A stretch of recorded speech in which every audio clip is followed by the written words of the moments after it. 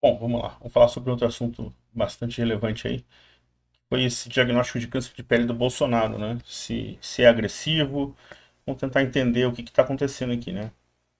A matéria da Jovem Pan fala aqui, ó, o tumor foi diagnosticado, é um carcinoma de células escamosas in situ.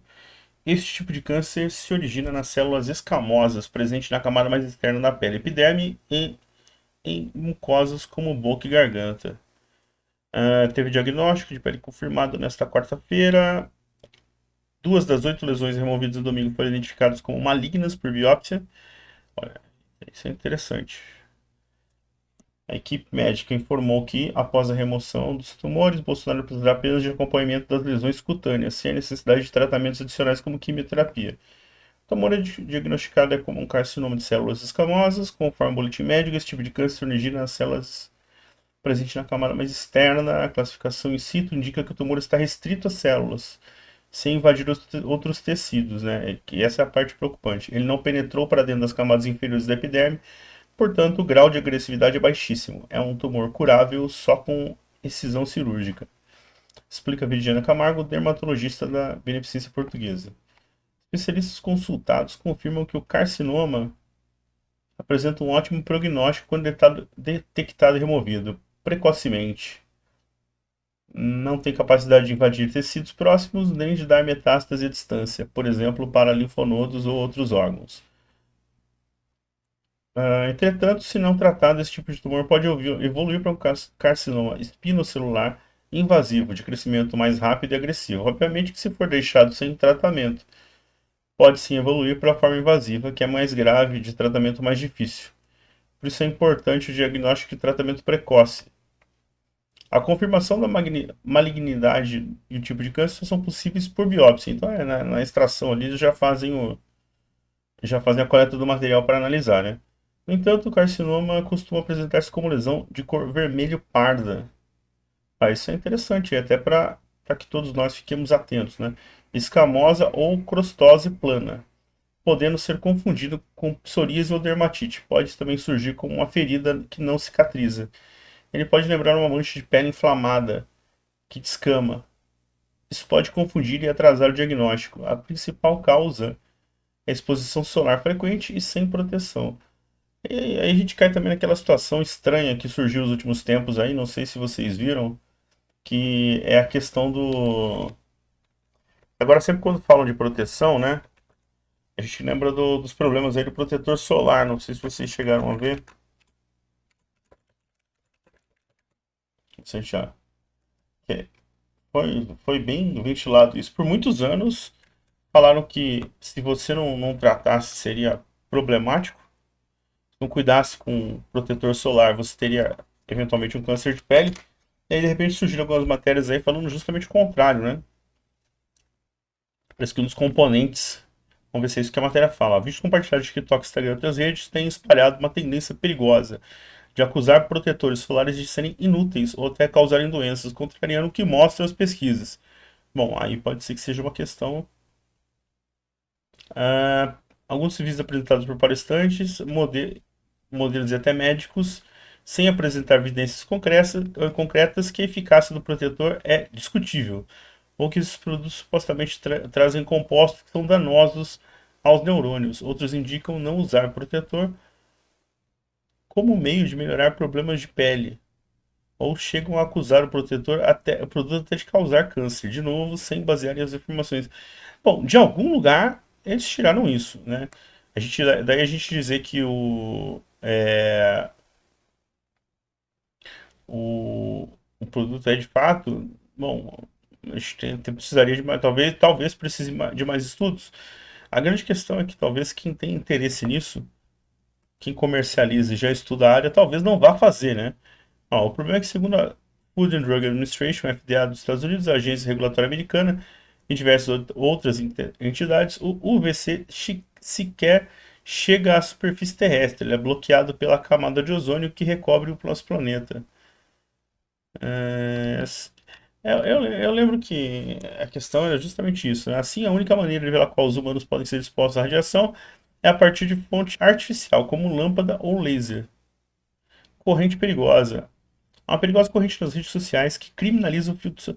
Criminaliza, né? O termo é um pouco exagerado, mas como se ele fosse um produto químico que causa câncer de pele. Isso é uma irresponsabilidade. Falar uma coisa dessas é um enorme desserviço. Temos 3 ou 4 décadas de pesquisas publicadas que revelam o papel do protetor na prevenção de câncer de pele. Isso aí me lembra a história do ovo, né? De tempo em tempo o ovo é um vilão, aí depois vira como o melhor produto para ser consumido, aí depois de um tempo ele deixa de ser recomendado, pedem para você tomar cuidado, e assim vai indo, né? Pode ser que a questão do protetor solar entre num ciclo assim um pouco mais lento.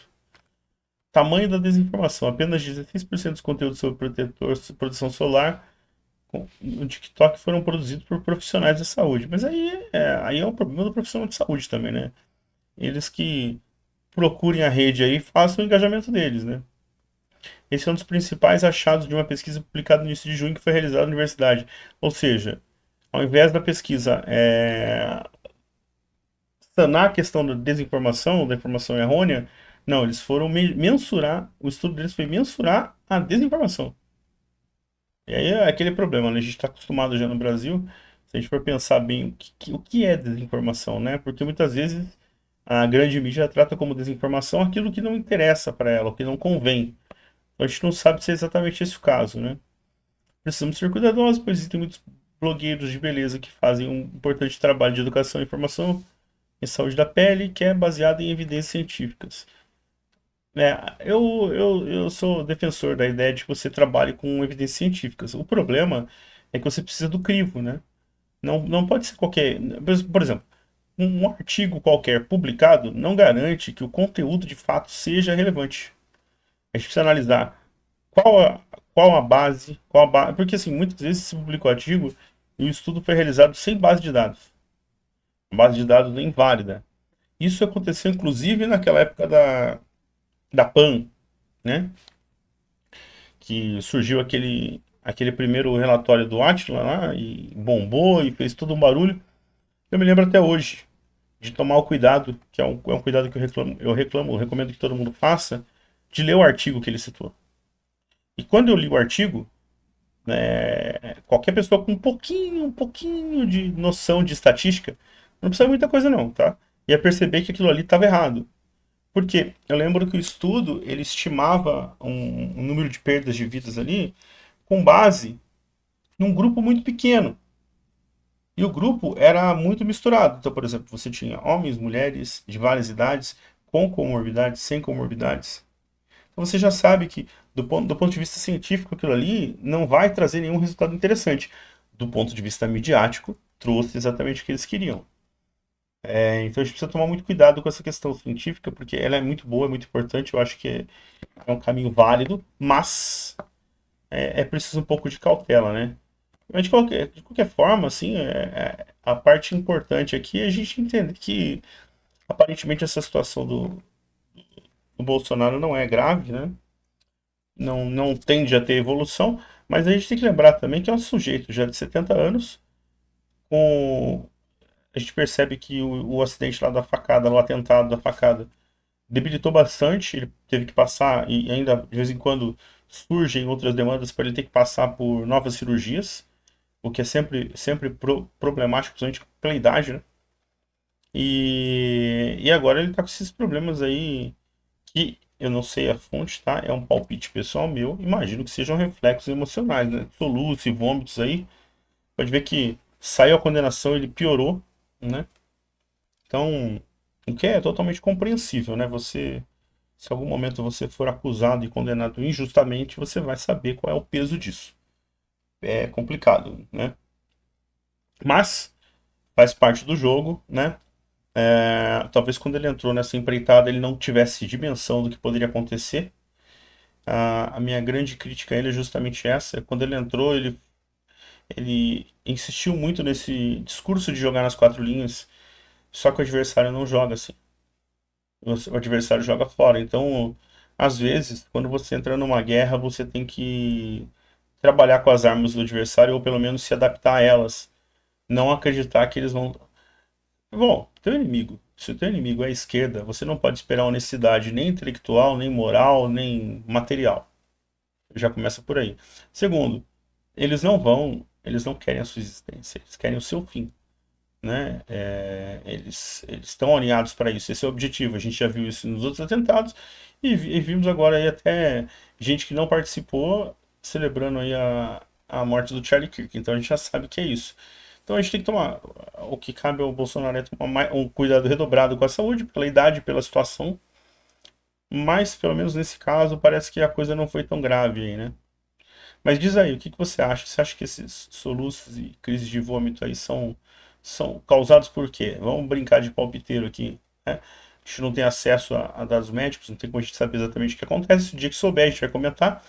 Mas eu acredito que esses episódios aí devam ter uma parcela muito grande de reação emocional a tudo que vem acontecendo, né? E como essa história vai longe, então a tendência é que continue isso aí, se arraste por mais tempo.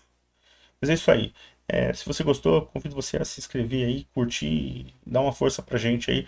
Comenta o que você acha que vai acontecer daqui pra frente, né? Como que você acha que vai seguir o quadro de saúde dele para até para ajudar a gente no engajamento, isso é muito importante. Se o comentário for bom, eu prometo que eu mesmo respondo e a gente troca uma ideia aí.